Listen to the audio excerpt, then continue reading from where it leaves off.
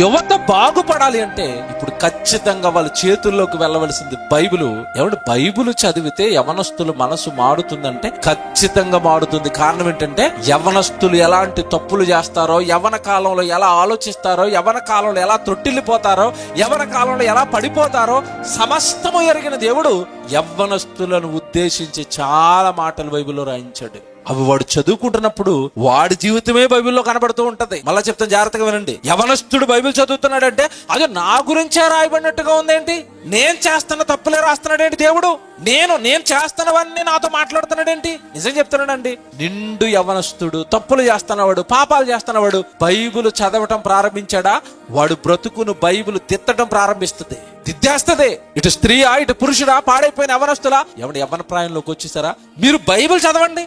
మీ గురించి మాట్లాడుతున్నట్టుగానే మాట్లాడతాడు దేవుడు, మీతోనే స్ట్రైట్ గా మాట్లాడతాడు దేవుడు.